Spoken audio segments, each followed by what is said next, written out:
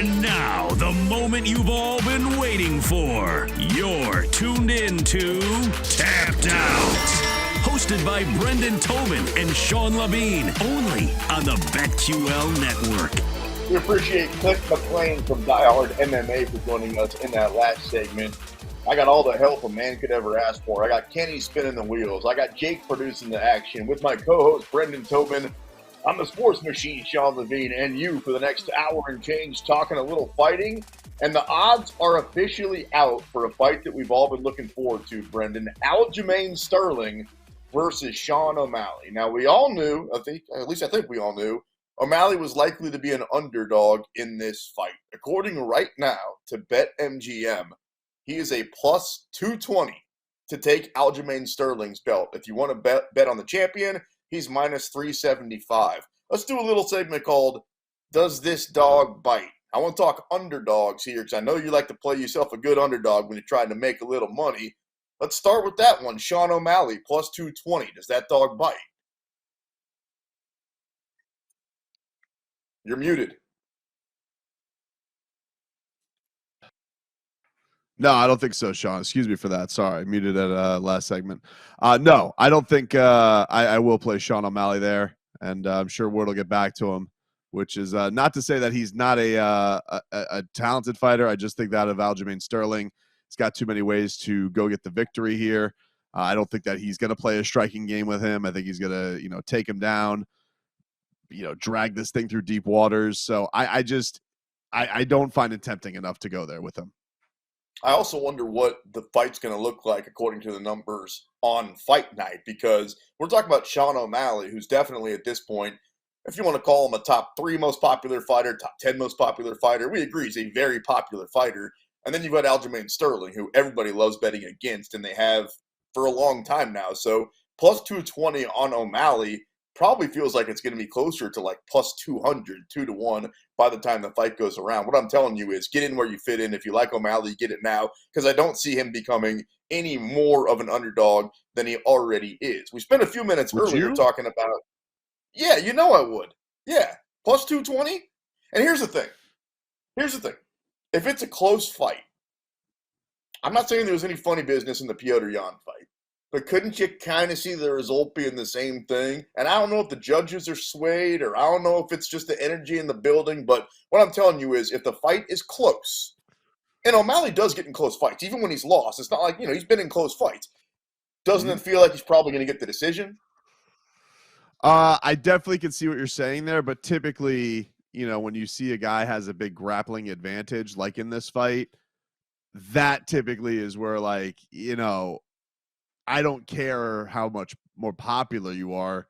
Judges usually are going to go with the guy who's got control on the ground. Well, he's going to have to he's going to have to really do some flashy stuff, because I think that's the thing with Sean is he does some really flashy things that really catches the attention of the crowd, the judges. But I don't see that being this style of fight. Has Aljo fought this style of fighter? Like, we look back and we go, all right, Petr Yan, he's great, but there was the head kick and then the rematch and all that. We go back to, you can basically break that the TJ Dillashaw fight, and we say, yeah, but Dillashaw came in. Probably the best you know is Corey Sagan and choked him out. Yeah, no, that's a fair point. He did. But I think O'Malley, he poses different threats than a lot of the fighters that Aljo, especially just like you mentioned with his size and his range, right? Like, O'Malley's a much taller fighter than a lot of these other guys that Aljo stepped in there with. So we'll see if it matters. We'll see if the reach and the distance and the size matter at all. I'm just talking about underdog money. If you're going to give me plus 220 on the Sugar Show, and we agree that if it comes down to a decision, a close one, he probably gets it, that's too tasty for me not to take. However, Alexander Volkanovski, UFC 290, is a minus, wait for it, 450 right now at BetMGM. You can get Yair Rodriguez on the comeback as an underdog at plus 325. I don't think it's going to take a lot of convincing for you to take Yair at plus 325, right? The man who sold me was Max Holloway. When Max has got the respect of Yair and saying that he could do something against Volk. And look, Volk has not been an invincible fighter. We've seen him in some vulnerable spots. Max Holloway, though he hasn't gotten the win, many people thought that in somewhere in those series, other than the third one, he should have gotten his hand raised. He's had success against Alexander Volkanovski, is what I'm trying to say. Sure. Brian Ortega, very different fighter from Yair Rodriguez, but has put Volkanovski in uncomfortable spots. As Clint was telling us, Islam put him in an uncomfortable spot. So I do think that Yair being so unorthodox, being so weird, especially early in the fight, maybe he could catch him with something. I don't know if he could win a decision against Volkanovski, but man, could he be finally somebody who could put him away with something crazy, Sean? A flying knee, a wheel kick, something he doesn't see, an up elbow, one of those crazy exchanges that Yair gets. That's not tasty enough for you to let the dog bite. I don't know what is, dude. Because you're talking about one of the most unconventional, fun fighters out there.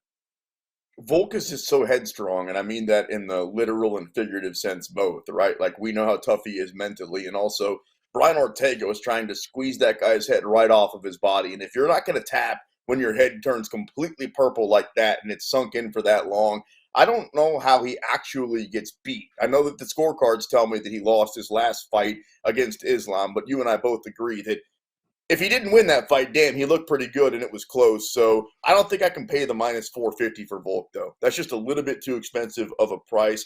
I think that dog bites at plus 325.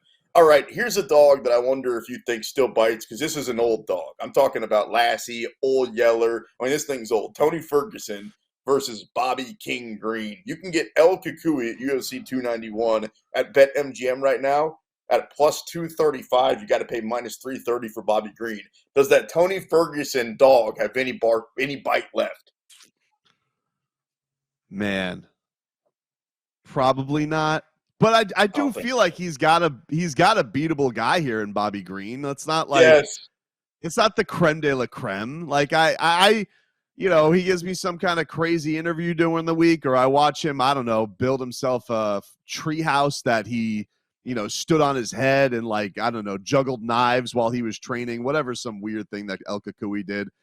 I can see myself being like, why don't we throw something down on him? Maybe he catches him with a weird submission or something like that. I obviously, again, is dealing with some personal stuff. Already had the DUI in the lead up to this thing, so that's not great. I think he flipped his truck or something like that.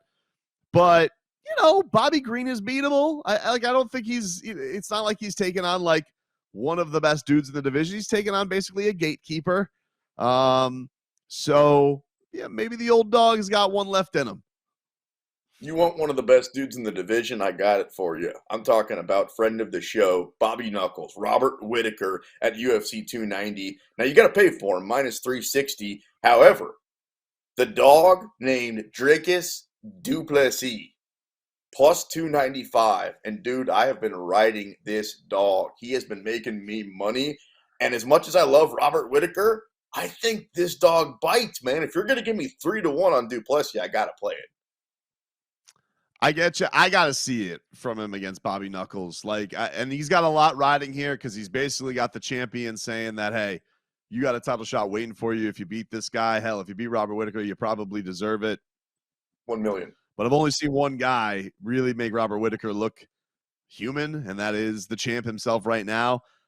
I don't know, man. I'll probably end up looking at what some of the props are going into that night on where I can make some money on Bobby Knuckles, but just, straight up on the money line, even at that near 3-1, I'm not ready to give it to DDP yet. I can't. I don't think he can bite out the Reaper.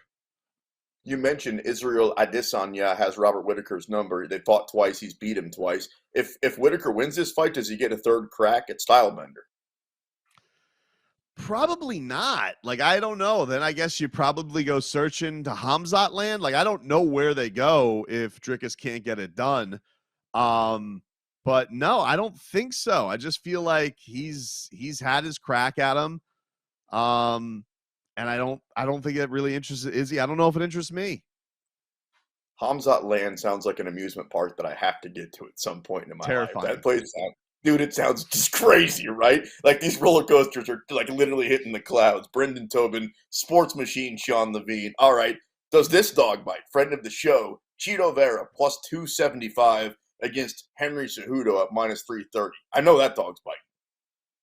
Yeah, just because I love him though. Like I'm very biased on this, but I do your stick dog. to what I said. Yeah, I do stick to what I said earlier in that he's got a lot to prove. But the thing with him is he's a vicious KO artist. And so you're going into this against a Henry Cejudo who, hey, maybe he's a little long in the tooth. He didn't look fantastic his last fight against Aljo. Did definitely have some rust. Now, maybe you start thinking the rust is shaking off here. He's a little bit more into the normalcy and the routine of everything. But yeah, Cheeto's he's got such vicious KO ability that I think it's worth it. You know I like big dogs, right? You know that I've got 3 dogs. They each weigh over 150 pounds. I'm an insane person. They run my life. I got a big dog for you right here. Trishawn Gore at UFC 290 taking on another friend of the show, Bo Nickel. Wait till you hear what you have to pay for Bo Nickel. Right now, he's a minus 1250 favorite. So if you're just tuning in and you're like, what are all these numbers? What's this guy talking about? If you want to win $100, you have to risk $1,250. And if Bo Nickel wins, you get that back plus your 100. Trishawn Gore, the biggest dog I got, plus 800. He biting? Nah.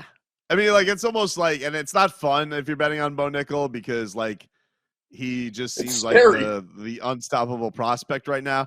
But yeah, it's kind of like wasn't there a guy this week who like bet I don't know what it was like 60 grand to win like 300 on Wembanyama taking number 1.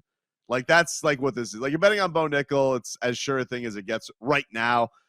Trishawn Gore is you know a good fighter, a nice fighter.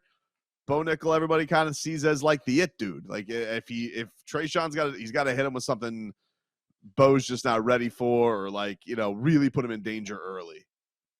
I made a little money on Victor Wembanyama going number 1 also. I was on BetMGM. I put down a solid $20 to get me back a dime. That's right. I won 10 cents because Victor Wembanyama was the number 1 overall pick. Oh, you think that's silly? How's this? Coming up next, we're going to fight, you and I, right here. You're locked into the BetQL Network.